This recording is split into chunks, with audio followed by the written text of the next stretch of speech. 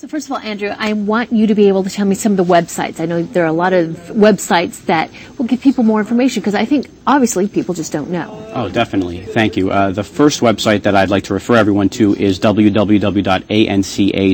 It stands for the Armenian National Committee of America. It's the main website for the organization. The second website is, perhaps more importantly right now as we're finding ourselves in April for the Armenian Genocide commemoration activities, is endthegagrule.com, all is one word.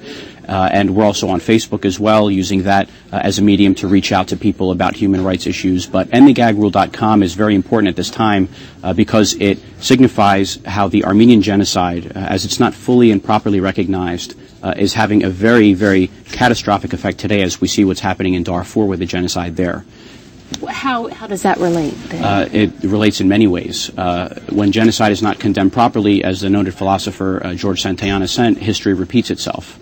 And because of that, we've seen the leaders of Turkey and Sudan who have been meeting after just recently when the United States decided to not go to the House floor with HRES 106, which was the Armenian Genocide resolution.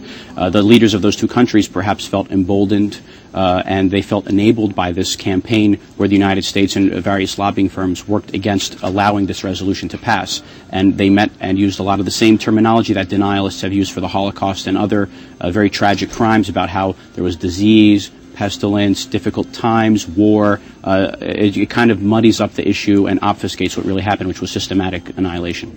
And we just don't have for the Holocaust, we have so many more visual images than we do for 1915. And is that part of what plays into the denial or being able to deny the way it has? Yes, at the time of the Armenian Genocide, obviously in the 1910s, 1915, and into the later part of that decade, there wasn't the same access to print and media on a wide scale as there was even as early as World War II, which was about 20 or 30 years later. Because of that, what we have are primarily documentation and eyewitness accounts of missionaries and of diplomats from even some of Turkey's or the Ottoman Empire's greatest allies, like Germany at that time, who explained in very clear terms what was happening. Even our own ambassador from the United States, Henry Morgenthau, referred to it as a campaign of race extermination. So putting the pieces together for the Armenian Genocide is a little different. However, I believe after the Holocaust, the Armenian Genocide is the most well-documented historically in terms of archival evidence, also eyewitness accounts, as I stated previously, and just overall accumulation of documentation. And in Turkey today, what is the law when it comes to talking about all of this? Well, unfortunately, in Turkey, unlike in the United States, there is a restriction on freedom of speech. It's called Penal Code Article 301. Under that article, which reads that you cannot insult Turkishness, which is a very vague phrase and describes what most people feel are Turkey's sensitivities to the Kurdish problem, with Kurdistan potentially being an issue with Iraq, and also the Armenian Genocide is the main issue.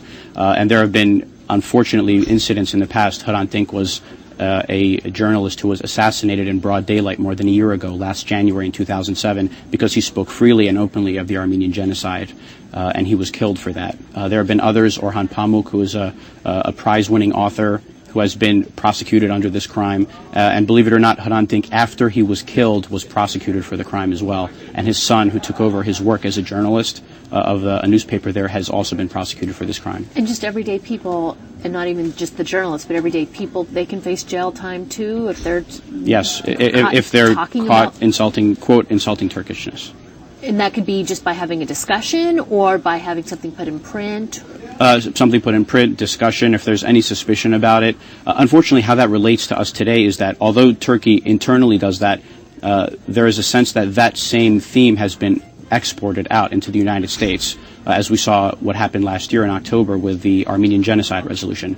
After the resolution passed in committee in the face of unprecedented opposition from the president of our own country and very high-ranking officials, it was effectively a gag rule, which is why we have the website up, endthegagrule.com, which discusses this theme of a gag rule being placed on the United States Congress by an ally because of their own internal issues that are going on in terms of not recognizing the Armenian Genocide as historical fact, which the rest of the world has done. And just on a different note a little bit, you were just mentioning that you're in a band. Yes. Yes, I actually perform on the oud. I play some Armenian traditional music. The band is Aravod. We also have a website, aravod.com. We perform internationally in the United States, Canada, and Europe, and it's a good time with many of my friends back from the East Coast.